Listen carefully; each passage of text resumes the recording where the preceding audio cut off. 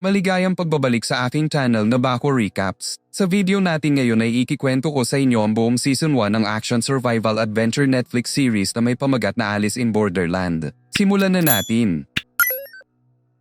Nagsimula ang episode kay Ariso na naglalaro ng video game nang bigla siyang istorbohin ng nakababatang kapatid niya na si Hajime.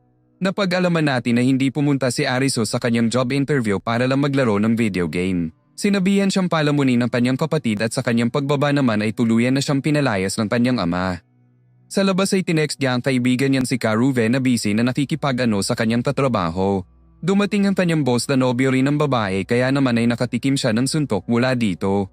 Sa huli ay napatumba niya ang kanyang boss gamit lang ng isang suntok.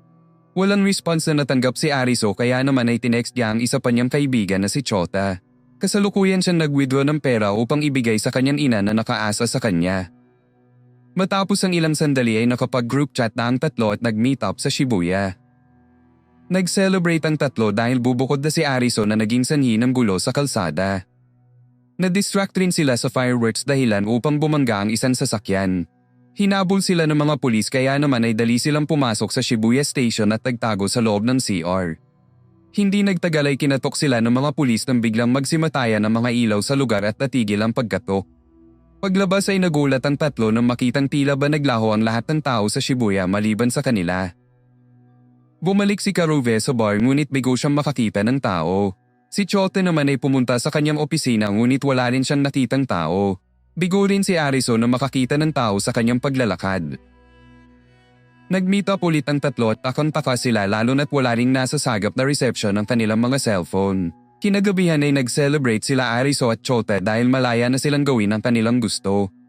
Biglang bumukas ang isang billboard na nagsasabing magsisimula na ang laro. Tinuro nito ang direksyon kung saan gaganapin ang laro at agad namang pinuntahan ng tatlo ang nasabing lugar. Doon ay pinasok nila ang building at nagpatuloy sa paglalakad hanggang sa mapuntahan nila ang game area na nagsasabing kumuha sila ng tig-iisang cellphone.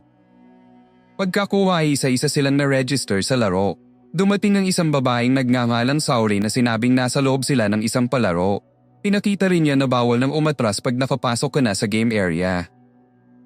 Dumating pa ang isang estudyante na agad pinasok ang game area dahilan upang makumpleto na ang required number of players para umpisahan ang laro. Sa cellphone ay merong instruction na nagsasabing ang laro ay tinatawag na Dead or Alive na merong difficulty na 3 of clubs. Bago maubos ang time limit ay kailangan nilang pasukin ang tamang pinto hanggang sa mahanap nila ang exit ng building. Sumakay na sila sa elevator na nagdala sa kanila sa unang kwarto kung saan binigyan sila ng 2 minuto upang pumili ng pinto. Akala nila ay katawaan lamang ang lahat kaya naman ay binidyohan ni Chota ang buong kwarto. Nang paubos na ang oras ay biglang nagkausok sa lugar at sa panik ay pinasok ng estudyante ang pinto ng live kung saan agad siyang tinamaan ng laser. Agad pinasok nila Saori ang pinto ng dai at pagtapos ng time limit ay nasunog na ang kwarto. Sa pangalawang kwarto ay mas kaunti ang time limit na binigay. Nagtalo sila kung sino ang manghuhula ng pinto. Nang lumabas ang usok ay nag-volunteer si Ariso ngunit natakot rin siya bandang huli. Bago matapos ang oras ay buong tapang na pinasok ni Karuve ang live at sumunod naman ang iba nang makitang tama ang hula niya.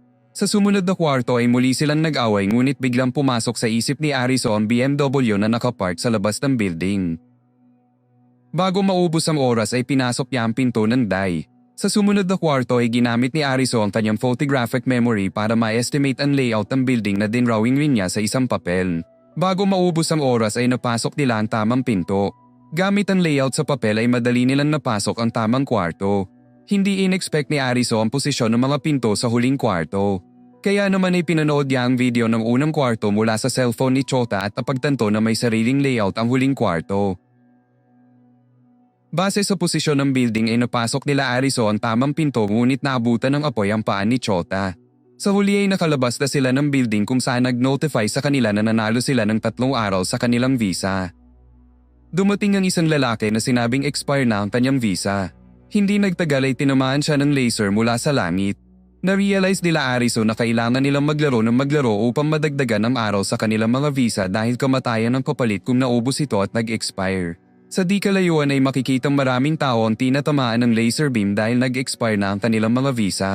Ang lahat ng ito ay pinapanood ng di pa kilalang babae. Sa isang flashback ay nagra-rock climbing si Usagi kasama ang kanyang ama. Balik sa kasalukuyan ay nangako siya sa kanyang sarili at ama na gagawin niya ang lahat upang makasurvive sa mundong ito. Samantala, nadiskubre nila Ariso na ang lahat ng mga electronic devices ay hindi gumagana maliban na lang sa mga lumang radyo at cellphone na binigay ng palaro na kalaunan ay nalobat rin. Nagload ng mga pagkain sila Saori at pagtapos ay pinagsaluhan ito ng grupo. Kinwento ni Saori na 3 days ago daw habang naliligo siya ay bigla na lamang namatay ang mga ilaw at nawala ang mga tao sa kanyang paligid. Kalaunan ay sumali siya sa isang laro kung saan siya lang ang nakasurvive.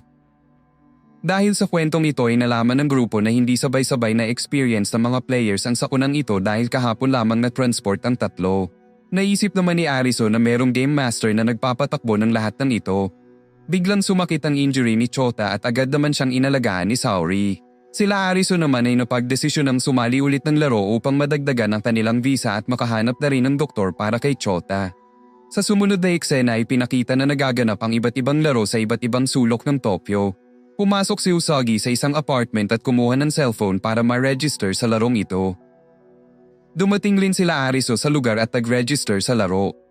Paglipas ng 1 minuto ay in-announce na ang susunod na laro ay merong difficulty at genre na 5 of spades. Nagpakilala sa kanila si Nitove na sinabing ang mga marka ng baraha ay ang magdidetermine kung ano ang genre ng laro at ang number naman ay kung gaano ito kahirap. Spade kung ito ay physical game, diamond kung intelligence, heart kung psychological at club naman kung ang laro ay mixed. Na-announce sa cellphone na ang lalaroin nila ay tinatawag na game of tag kung saan kailangan nilang iwasan ng tagger at hanapin ang safe room sa loob ng 20 minutes. Dahil kung hindi ay sasabog ang bomba na nakatago sa apartment. Binigyan sila ng 2 minuto upang pumili ng kanilang starting point. Umakyat si Chishiya sa top floor upang makita ang lahat ng kaganapan at makaiwas na rin sa tagger.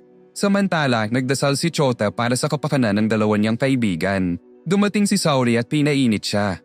Dahil dito ay bigla niyang naalala ang kanyang kabataan kung saan sumali sa kulto ang kanyang ina. Dito ay nakita niya ang kanyang ina na handa na magpaano sa leader ng kulto.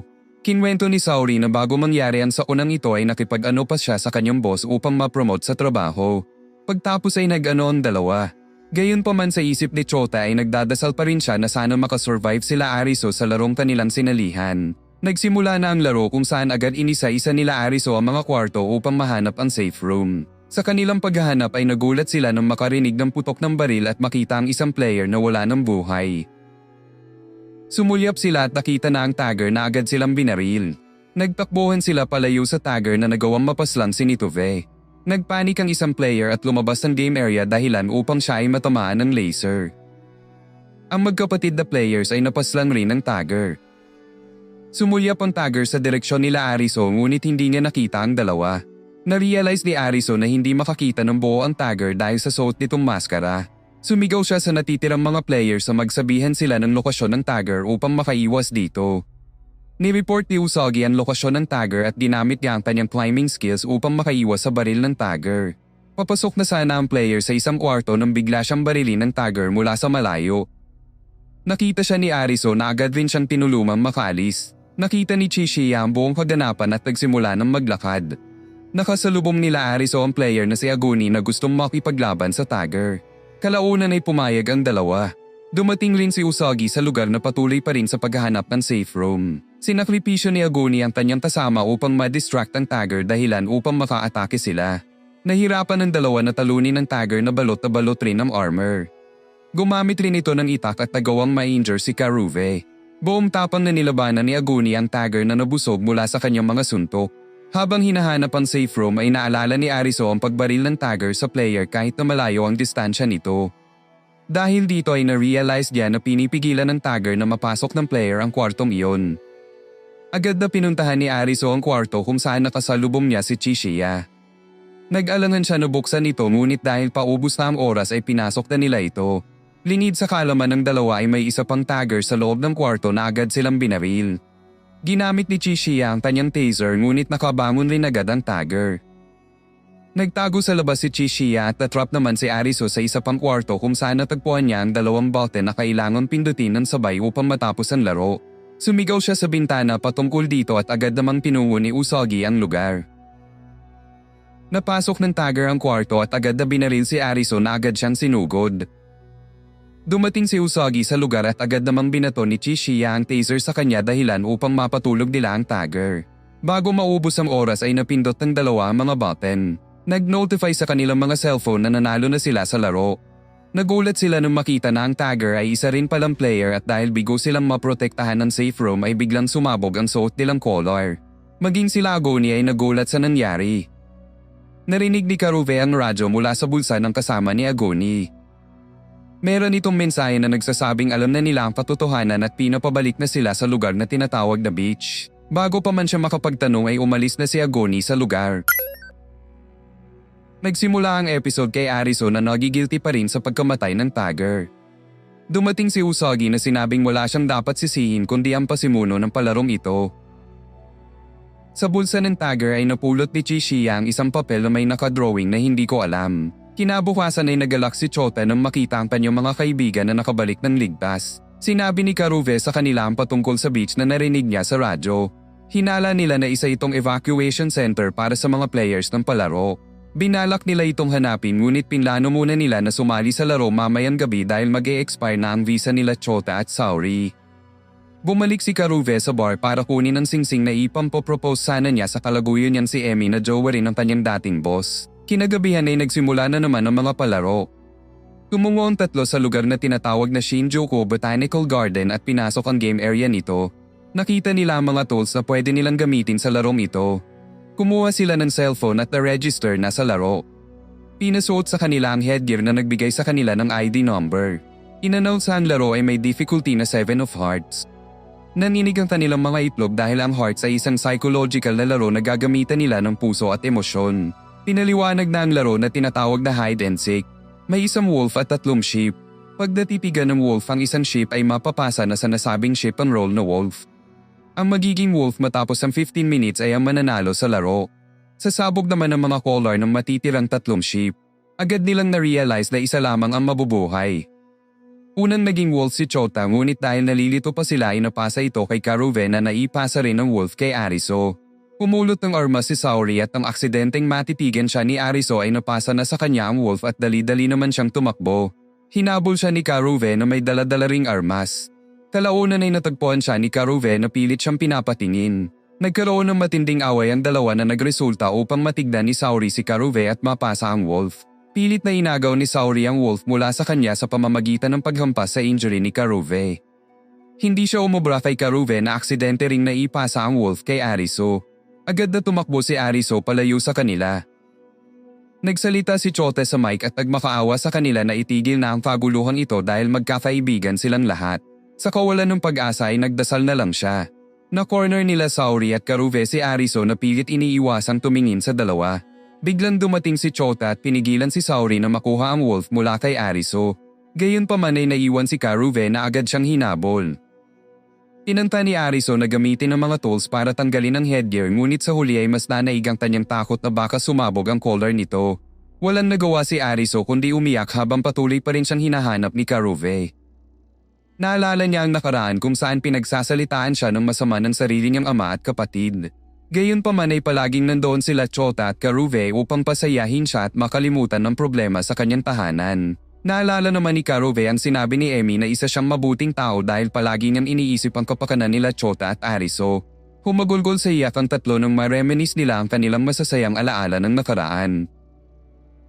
Na-realize ni Ariso na sila Karuve at Chota ang pinakamahalagang tao sa kanyang buhay. Kaya naman ay nag-decide siya na ipasa ang wolf sa isa sa kanila. Gamit ang mic ay tinawag niya ang dalawa ngunit wala ni isa sa kanila ang sumasagot. Tinago ni Chota ang kanyang sarili at si Saori upang hindi siya mahanap ni Ariso. Maging si Karuve ay nagtago mula sa kanya. Nang hindi na sila mahanap ni Ariso ay tsaka lang sila nagsalita at sinabihan si Ariso na mabuhay siya ng mabuti para sa kanilang dalawa. Dahil sa wholesome na pagkakaibigan ito ay hindi na nakapagsalita si Saori at tinanggap na lang ang kanilang kapalaran. Sa huli ay nahanap na ni Ariso si Karuve.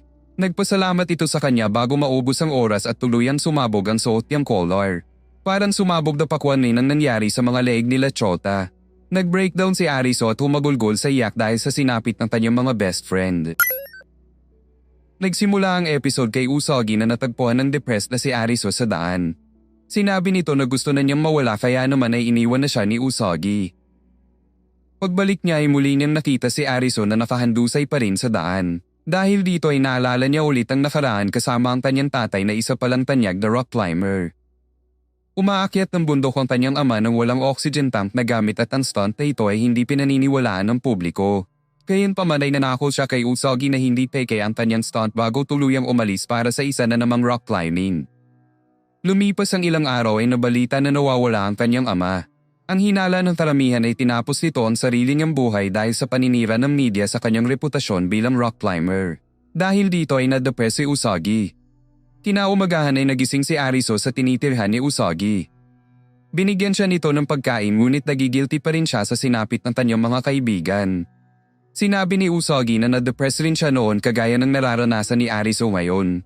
Lumabas si Usagi para mag-exercise at sa kanyang pagbalik ay natuwa siya nang makitang kinain ni Ariso ang niluto niyang pagkain. Ginising niya si Ariso upang maghanda para sa susunod na laro dahil mag-e-expire na ang kanilang mga visa. Nagpasalamat si Usagi sa kanya dahil sinagip ng strategy ni Ariso ang kanyang buhay at dahil dito ay ginanahan na siyang maglaro. Kinagabihan ay nagsimula na naman ang mga palaro at tumungo naman ang dalawa sa isang tunnel. Sa loob ng bus ay kumuha sila ng cellphone at nag-register sa laro. Doon ay nakilala nila ang magkakaibigan na sila Yamane, Seizan at Takuma na merong pilay sa paa. Nagsimula na ang laro na merong difficulty na 4 of clubs at tinatawag na distance kung saan kailangan nilang ma-reach ang goal bago matapos ang time limit na 2 oras. Nakita nila na 0 pa ang distance kaya naman ay tinangka ni Yamane na paandarin ang bus ngunit wala itong gas. Dahil dito ay nagpaiwan na lang si Takuma at tumuloy na ang apat sa pagtakbo. Matapos ang 5,000 distance ay nakakita sila ng water station ngunit hindi sila uminom dito sa pag-aakalang meron itong lason. Kaya naman ay pinaghatian na lang nila ang baong tubig ni Usagi bago magpatuloy sa pagtakbo. Nang ma-reach nila ang 6,000 distance ay nakakita sila ng Black Panther sa lugar. Bigla sila nitong inatake at isa-isang hinanting. Nagawa nila Ariso na makatakas ngunit nahuli ng Panther si Seiza na walang awang nalapan ng hayop. Nagpatuloy sila sa pagtakbo at sa 8,000 distance ay nakakita sila ng motor na pinapatakbo ng diesel. Wala na itong battery ngunit meron pang diesel na pwede nilang gamitin para paandarin ang bus. Dahil meron pang isang oras ay nag-decide si Ariso na bumalik sa bus at nagpatuloy naman sila Usagi sa pagtakbo. Sa daan pabalik ay nakita ni Ariso na nagawa namang mapaslang ni Seizan ang Panther bago siya mamatay. Hindi nagtagal ay nakabalik na siya sa bus kung saan nabuhayan si Takuma nang makita siya. Na-reach naman nila Usagi ang dulo ng tunnel na merong nakablock na pader. Doon ay hinintay ng dalawa sila Ariso. Habang naghihintay ay na-miss ni Yamane ang naiwan niyang asawa.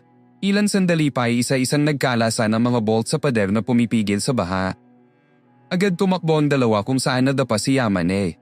Hinawakan niya ang picture nilang mag-asawa bago tuluyang malunod sa baha. Nagpatuloy sa pagtakbo si Usagi kung saan parating na rin sila Ariso sakay ng bus para sagipin siya. Sa huli ay nakapasok ng bus si Usagi bago pa man mataob ng baha ang bus. Lumipas ang ilang minuto ay bumalik na ang kanilang malay at laking gulat nila nang matuklasan na ang bus pala mismo ang goal ng laro. Nagpasalamat sa kanila si Takuma bago tuluyang humiwalay ng landas. Sinabi ni Ariso kay Usagi ang patungkol sa beach. Nangako rin siya na ipaghihiganti niya ang kanyang mga yumaong kaibigan laban sa mastermind ng palarong ito. Sa huling eksena ay nagbike sila upang hanapin ang nasabing beach. Nagsimula ang episode kay Ariso na tinatanong sa dalawang lalaki kung alam ba nila ang patungkol sa lugar na tinatawag na beach. Sinabi nilang hindi at nagpatuloy na sa game area. Lumipas ang ilang araw ay hindi pa rin nahahanap ng dalawa ang beach. Ang kanilang mga visa ay malapit na rin mag-expire. Nag-ano sila at kinabukasan ay tinuruan ni Usagi si Ariso kung paano mag-hunting. Kinagabihan ay nakakita sila ng mga players na nakasuot ng wristband kagaya ng suot ni Aguni at kanyang kasama sa Game of Tag. Pagtapos maglaro ng mga ito ay sumakay sila sa mga lumang sasakyan at palihim naman silang hinabol nila Ariso. Napadpad sila sa isang hotel na merong kuryente at pangalan na beach. Ngunit ilang sandali lang ay nahuli sila ng mga nagpapatrol sa lugar. Nang sumikat ang araw ay in-interrogate sila ng mga executive sa beach. Dumating rin ang pinuno ng lugar na si Hatter. Pinakita niya sa dalawa ang painting ng mga baraha kung saan naka-cross out na ang karamihan dito. Ayon sa kanya ay maaari silang makabalik sa tunay na mundo kung makumpleto nila ang lahat ng mga barahan na nakukuha nila sa mga palaro. Kaso lang ay isang tao lang ang makakabalik. Kaya daw binuo ang beach ay upang magtulong-tulong sila sa pagkumpleto nito at isa-isang makabalik sa totoong mundo. Sinabi ni Hatter sa kanila ang mga patakaran na dapat naka-swimming attire sila upang hindi sila makapagtago ng armas. Malaya silang gawin ang kahit anong gusto nila basta lahat ng mapapanalunan nilang baraha ay mapupunta sa beach. Sa huli ay kinuha ni Hatter ang mga barahan nila Ariso. Pinwersa rin niya ang dalawa na maging miyembro ng beach dahil buhay nila ang kapalit kapag sila ay tumanggi. Nag-explore ang dalawa sa beach kung saan natuklasan nila na meron itong pool party at dance party. Nang nagbukasan na ang mga palaro ay tinipon ni Hatter ang mga tao sa lugar at binigyan sila ng motivation speech. Pagkatapos ay naggrupo-grupo sila upang pumunta sa iba't ibang palaro at sama-samang makakuha ng mga baraha para sa beach. Sa parehong lugar ay nakita ni Chishiya sila Ariso at sinabi niya sa kanyang kasama na si Kuina na maaari nilang maging kakampi ang dalawa para sa kanilang binabalak. Pumunta na ang mga grupo sa iba't ibang venue ng palaro. Isa dito ang larong tinatawag na Beast Hunter kung saan kailangan ng mga players na pumuntos sa pamamagitan ng pagpaslan sa iba't ibang uri ng hayop sa lugar. Ito naman ang Human Elevator kung saan kailangan nilang ma-endure ang pagkapit sa elevator hanggang sa itaas. Nakakuha naman ng 10 of clubs sila Usagi matapos nilang maklear ang isang bingo game. Pumasok na sila Ariso sa game area kung saan nakilala niya si Ann pati na rin si Kuina. Nagulat rin siya nang makita na miyembro rin pala ng beach ang lalaking sinagip niya sa game of tag. Ang laro na napunta kina Ariso ay mayroong difficulty na 4 of diamonds na tinatawag na light bulb. Ayon kay Ann ay ito na ang huling diamond na kailangan nila. In-explain na ang rule ng laro kung saan kailangan matuklasan ng grupo kung alin sa mga switch ABOC ang magpapailaw sa light bulb. Ang bombilya ay nakatago sa isang kwarto at kailangan nilang mapasindi ito bago pa man magdikit ang umaangat na tubig at electric rod sa lugar. Kung bukas ang pinto ng kwarto ay isang beses lang silang pwedeng pumihit at unlimited naman kung ito ay nakasarado. Hindi rin sila pwedeng mag-iwan ng player sa loob. Hinawakan ng isang player ang electric rod na mabilisang kumitil sa kanyang buhay. Bago pa man umangat ang husto ang tubig ay nakaisip ng ideya si Ariso. Pinasara niya ang pinto at binuksan ang switch A. Matapos ang ilang segundo ay pinabuksan na niya ang pinto at hinila ang switch B ngunit hindi bumukas ang ilaw ng bombilya. Pinahawakan niya kay Kuina ang bombilya at nang mapasaw siya ay nakonklud ni Ariso na switch ay ang sagot dahil nakabukas ito nang nakasarado ang pinto kanina. Ligtas silang nakabalik sa beach kung saan dumating rin ang mga militant ng lugar na pinamumunuan ni Aguni. Nakaramdam siya ng matinding nang makita si Usagi at pinakuha ito sa kanyang alagad ngunit pinigilan sila ni Ariso. Bago pa man mauwi sa gulo ang lahat ay dumating si Hatter at inutusan si Aguni na umatras. Sa huli ay nagpatawag siya ng meeting at isinama rin niya si Ariso matapos siyang ma-recommend ni Ann dahil sa kanyang problem-solving skills. Doon ay kinolekta nila ang mga napanalo ng baraha ngayong gabi at na-conclude na ang mga face cards at 10 of hearts na lang ang natitira. Dahil mag-e-expire na ang visa ni Hatter ay nag-decide siya na sumali sa susunod na laro. Kinausap ni Hatter si Ariso kung saan kinwento niya ang kanyang nakaraan. Dati raw siyang host sa isang club na tinatawag na Beach kung saan isa sa kanyang mga tauhan ang tinapos ang sariling buhay. Siya ang sinisi ng kanyang mga kaibigan at sa huli ay iniwan siya ng mga ito. Sa huling eksena ay sinabi ni Hatter na dahil sa trahedyang nangyari ay tinuturing na niya ang sarili niya na isang bayaning sasagip sa lahat ng mga tao sa Borderland. Nagsimula ang episode kay Hatter na tinago ang mga baraha sa isang box. Naalala niya ang panahon kung kailan tinatagdilan ni Aguni ang beach. Ginising ni Usagi si Ariso at pagtapos ay nakinig sila sa mga hula ng beach members patungkol sa Borderland. Habang naglalakad si Ariso ay nakita niyang nag-uusap ang magkaibigang sina Momoka at Asahi. Tumakbo ang mga ito matapos makarinig ng putok ng baril sa di kalayuan. Sinundan ni Ariso ang tunog at nakita ang mga militant na tila ba may tinapon sa basurahan. Nang makaalis ang mga ito ay binuksan niya ang basurahan at nagulat nang makita ang mga bangkay ng mga Tomb Raider sa beach. Nakita siya nila Chishiya na sinabi na ito ay ang dark side ng lugar. Sa rooftop ay ni-recruit siya ng dalawa para sa kanilang misyon na nakawin ng mga baraha mula kay Hatter. Pumayag siya at in-invite rin niya si Usagi para sa misyon na ito. Nang maggabi na ay pumasok ang ilan sa mga militant at si Hatter sa isang game area upang ma-extend ang kanyang visa. Pinakita na may di pa kilalang tao ang nakabuntot sa kanila. Kinabukasan ay natagpuan na lang ng mga executive si Hatter na wala ng buhay matapos di umanong mamatay mula sa larong kanyang sinalihan. Nakita niya ng tama ng baril sa kanyang dibdib at nagplanong magsagawa ng autopsy. Nagsagawa sila ng botohan kung sino ang magiging bagong leader.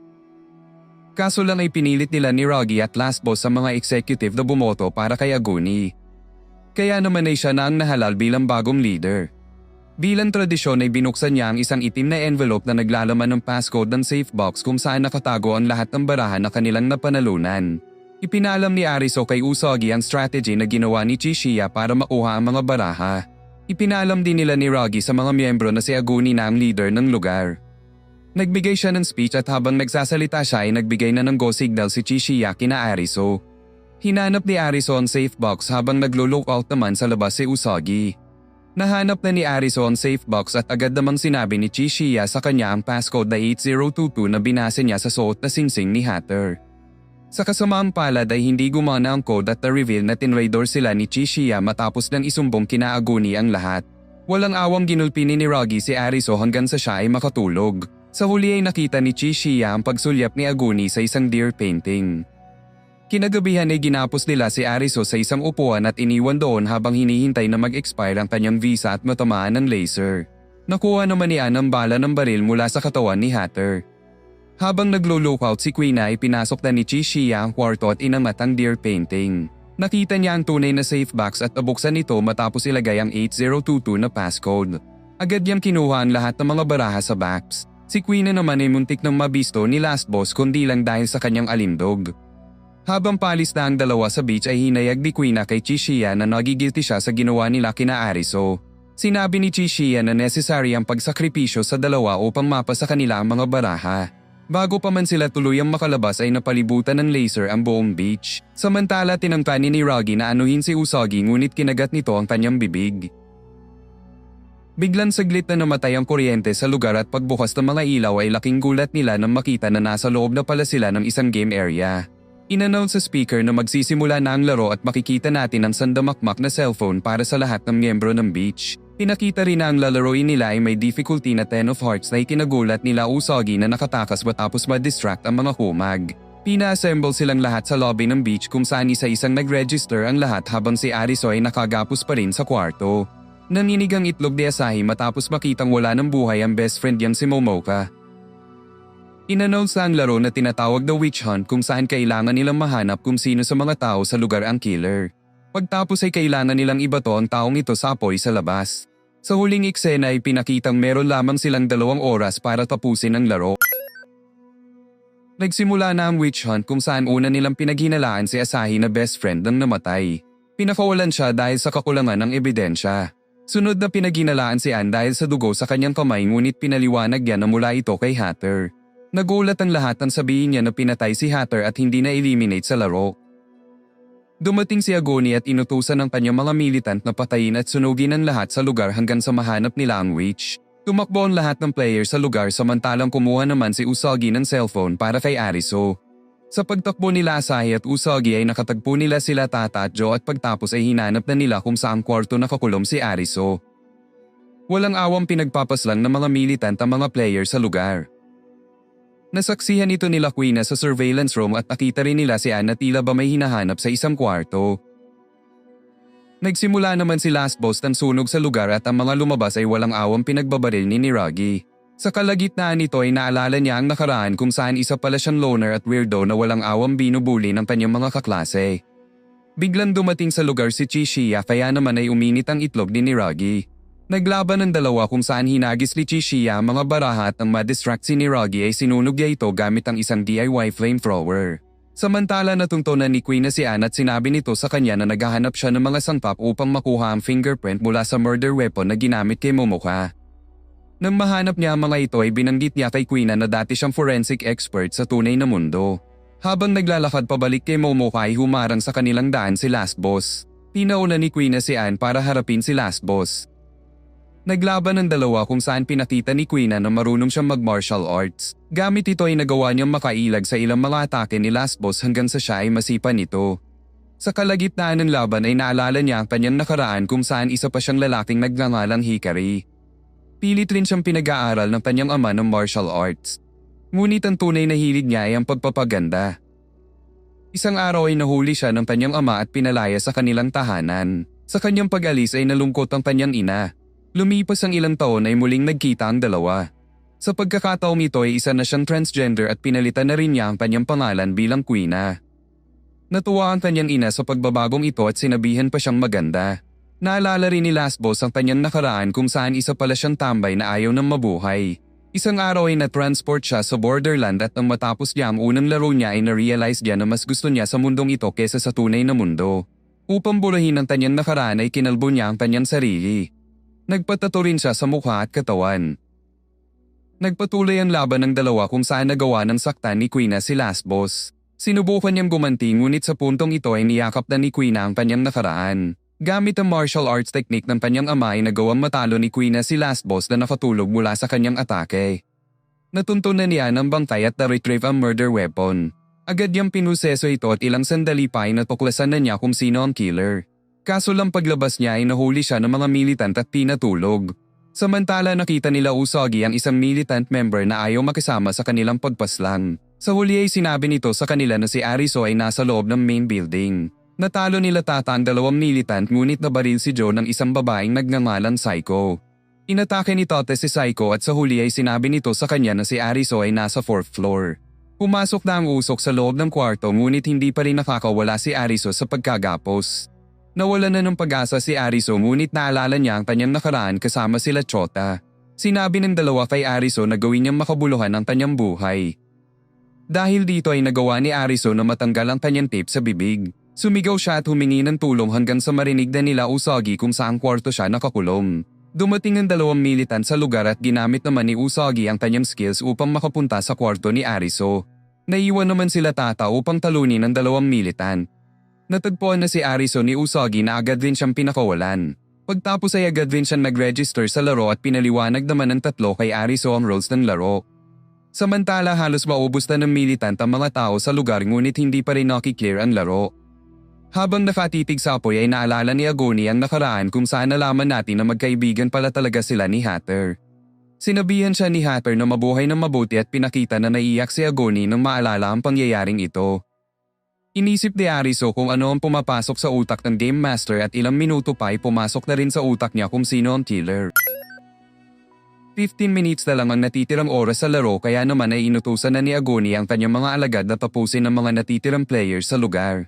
Bago pa mangyari yun ay dumating si Ariso sa lugar at sinabing alam na niya ang sagot. Bigla siyang ginulpi ni Agoni kaya naman ay isinigaw ni Usagi na siya ang witch dahil sa kagustuhan niyang mamatay ang lahat ng tao sa lugar. Sinabi ni Agoni na siya nga ang witch kaya naman ay nag-burn sa kanya ang lahat ng tao sa lugar. Ngunit bago pa man siya tapusin ng mga ito ay sinabi ni Ariso na hindi si Agoni ang witch. May iba siyang rason kung bakit gusto na niyang mamatay at yon ay dahil siya ang pumatay kay Hatter. Hinala ni Ariso na best friend niya si Hatter at magkatulong nilang pinapatakbo ang beach. Naalala ni Agoni ang nakaraan kung saan itinatag nila ni Hatter ang beach. Hindi nagtagal ay naging successful ang lugar na ito. Kaso lang sa paglipas sa mga araw ay unti-unting nasiraan ng bait si Hatter. Nagulat rin siya nang makita si Hatter na walang awang pinaslang ang mga miyembro na nagtago ng kanilang mga baraha. Upang maibalik ang katinoan ng kanyang kaibigan ay sinundan niya ito sa kanyang laro. Pag-uwi ni Hatter mula sa laro ay inudyok siya ni Agoni na i-disbanda ang beach at iwanan na daw nila ang lugar. Sa pag-aakalang tinatraidor siya ni Agoni ay tinutukan niya ito ng baril. Hindi nagtagal ay nagbarilan ng dalawa kung saan nanalo si Agoni. Nang maalala ang lahat ng ito ay muling inatake ni Agoni si Ariso. Sinabi ni Ariso sa kanya na pareho sila ng nararamdaman dahil na-experience na rin niyang mamatayan ng mga kaibigan dahil sa palarong ito. Pagtapos ay sinabi niya sa lahat na dahil isa itong hearts game ay maaaring hindi naman nila kailangan kumitil ng mga buhay. Malaki daw ang posibilidad na ang witch ay walang iba kundi si Momoka mismo. Napikon si Agoni sa kanyang sagot kaya naman ay muli siyang nagwala habang pinipilit ang lahat ng tao sa lugar na patayin siya. Sa kalagitnaan nito ay muli niyang naalala ang nakaraan kung saan chinik niya ang baril ni Hatter at naninig ang kanyang itlog nang matuklasan na wala itong bala. Na-realize niya na gusto ni Hatter mamatay mula sa kamay ng kanyang best friend. Sinabi ni Asahi kay Ariso na kailangan na nilang tapusin ang laro. Pagtapos ay isinigaw niya sa lahat na isa siyang dealer para sa palaro. Bigla siyang tinamaan ng laser na ikinagulat ng lahat. Dumating si Ann at sinabing si Momoka nga ang witch dahil baliktad ang fingerprint sa kutsilyo. Hinala nila Usagi na ang mga dealer ay utusan lamang ng tunay na mastermind ng mga palaro. Natigilan si Agoni sa kanyang pagwawala pero biglang kumalat ang apoy sa lugar. Nang kukunin na nila ang bangkay ni Momoka ay biglang dumating si Niragi sa lugar at pinagbabaril ang lahat ng tao sa lugar. Nagtulong sila Ariso para pigilan siya ngunit hindi sila umubra. Nang tatapusin na sila ni Niragi ay sinalag ni Agoni ang mga bala at sinokripisyo ang kanyang sarili upang matalo si Niragi. Nagmadali ang lahat na sunugin ang bangkay ni Momoka at natigilan naman si Ariso nang makita ang cellphone ni Asahi. Matapos masunog ang witch ay na-clear na nilang lahat ang laro. Pinanood nilang lahat ang tuluyang pagkasunog ng beach. Naiwan sa loob si last boss na hinayaan na lang ang apoy na tapusin siya. Pinasok ni Chishiya ang hotel at nakuha ang 10 of Hearts card. Nakumpleto na nila ang mga barahan na may numero at na-excite siya ngayon kung ano ang lalaroin nila sa mga face cards. Pinanood nila Ariso ang video recording sa cellphone ni Asahi. Kinwento ni Asahi na matapos ang 5 araw nila sa Borderland ay kinuha sila ng isang lalaki upang magtrabaho bilang mga dealers. Dito ay sinabi niya na ang mga dealers ay tumutulong sa pagpa-facilitate ng mga laro. Sinabi rin niya na bawal nilang ipaalam sa mga players na sila ay dealers dahil buhay nila ang kapalit. Pumunta sila ni Momoka sa isang subway tunnel at dito ay pumasok sila sa sikretong taguan ng mga dealers at game masters ng palaro. Napanood nila Ariso ang aktwal na pag-ooperate nila sa mga laro. Sa video ay hinayag ng mag-best friend na sobrang nagigilty na sila dahil responsable sila sa kamatayan ng mga players. Na-realize nila Ariso na ito ang dahilan kung bakit tinapos ni Momoka ang sarili niyang buhay. Pumunta silang dalawa sa sikretong taguan ng mga game masters. Natuklasan nila na tila ba abandonado na ang lugar. Natagpuan rin nilang wala ng buhay ang mga game masters na tila ba tinamaan ng laser. Nagulat ang dalawa nang makita sila Chishiya sa lugar. Sinabi ni Chishiya na nadiskubre niya ang lugar dahil sa papel na nakuha niya mula sa tagger ng Game of Tag. Na-realize niya na isa itong mapa ng isang subway station. Sinabi rin sa kanya ni Chishiya na simpleng mga dealers lamang ang mga patay na tao sa lugar at hindi game masters. Biglang bumukas sa mga screen sa lugar at nagulat sila nang makita ang mastermind ng palaro na walang iba kundi si Mira. Nagpasalamat siya sa mga players dahil sa mga magagandang pangyayari sa mga palaro. Binigyang pugay niya ang mga players at bilang premyo daw ay ipapalaro na sa kanila ang mga face cards. Sa labas ay nakita nila ang mga airship na bitbit ang team card. Isa itong pahiwatig na mas mahirap na ang kanilang mga lalaroin. Abangan ng Season 2 sa aking channel.